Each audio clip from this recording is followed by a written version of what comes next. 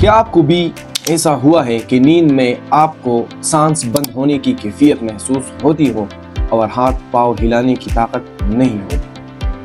आज भी और बरसों से ये बात हम सुनते आ रहे हैं कि ये एक बला है जिसका ये थंब यानी ये वाला अंगूठा नहीं होता, वरना आज आप लोग जिंदा नहीं होते। तो चलो जानते हैं इसका राज क्या है, असल में ये बला है क्या और ये आती किन वजूहात से है। देखिए, हम इसको कहते हैं स्लीप पैरालिसिस और इसका बला के साथ कोई भी ताल्लुक नहीं है। जिस तरह आप मदरसा स्कूल जाते हैं और वहाँ पर स्टेजेस होते हैं, first second third and fourth stages होते हैं, इसी तरह बिल्कुल नींद के भी स्टेजेस होते हैं। So the first one stage is that जब आप सो जाते हैं और आपको ये महसूस होता है कि अभी अभी मेरी आंखें बंद हो गई है, तो इसको हम कहते हैं लाइट स्लीप। दूसरा जो स्टेज है उसको हम कहते हैं REM, rapid eye movement sleep. जब आप आंखें बंद करते हैं तो उसमें आप थोड़े थोड़े से या विविड जो ड्रीमिंग होती है, मतलब कि आपको ख्वाब आने शुरू हो जाते हैं जिसमें आपकी आंखें ज़्यादा से ज़्यादा हिलती रही हो, तो वो दूसरा स्टेज है।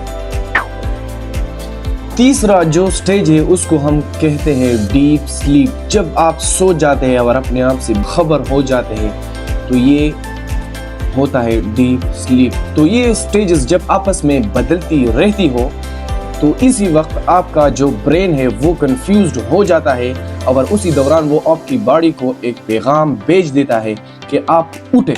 आप में उठने की कोई भी ताकत नहीं होती, क्योंकि आपके दिमाग का जो सेंसेशन है यानी जो पैगाम भेजना है वो इतना डिस्टर्ब हो जाता है कि वो आपकी बॉडी को पैगाम पहुंचा देता है लेकिन वो पहुंच नहीं पाता।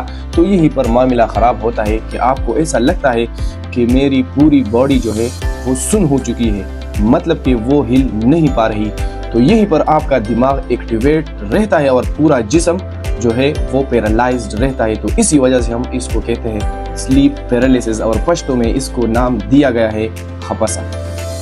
अब इसकी वजूहात क्या है और इसका इलाज क्या है? वजूहात बहुत सारे हैं और वो आप पर डिपेंड करते हैं। फॉर एग्जाम्पल, अगर आप एंजाइटी, डिप्रेशन या स्ट्रेस का शिकार है और आप एंटी डिप्रेसेंट्स गोलियां लेते हैं तो उसमें ऐसे कंपोनेंट्स ज़रूर पाए जाते हैं जो आपकी नींद को या आपके ब्रेन फंक्शन को डिस्टर्ब कर जाते हैं। तो इस वजह से भी आपको स्लीप पैरालिसिस हो सकता है। इसी तरह नींद पूरी ना करना, अगर आपको पूरी नींद नहीं आती तो ये भी एक वजह है जिससे आपको स्लीप पैरालिसिस हो सकती है।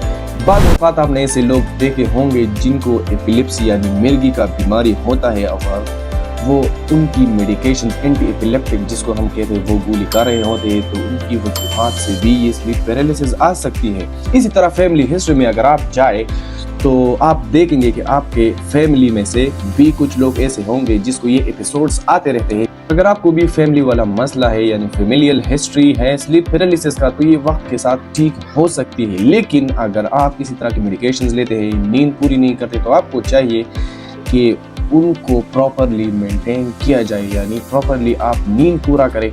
जो मेडिकेशन आप खुद से लेते हैं, मतलब कि डॉक्टर ने आपको प्रिस्क्राइब नहीं किए हो और आप खुद से ले रहे हैं, तो उनको बंद कर दें। या डॉक्टर ने आपको प्रिस्क्राइब किए हो तो ज़रूर अपने डॉक्टर के पास जाए और उनको ये मसला बताए कि वो इनका हल निकाल सके। इसी तरह जब आप सीधे लेट के सो जाते हैं तो आपके गले के पीछे कुछ टिश्यूज़ होते हैं जो रात के वक्त रिलैक्स हो जाते हैं, नरम हो जाते हैं और आपके सांस की नाली को तंग कर देते हैं। तो उससे भी बाज़ औक़ात स्लीप पैरालिसिस हो जाती है, जिसको हम फिर कहते हैं ऑब्स्ट्रक्टिव स्लीप एपनिया। वो दूसरा मसला है, लेकिन ये भी एक वजह में से आता है।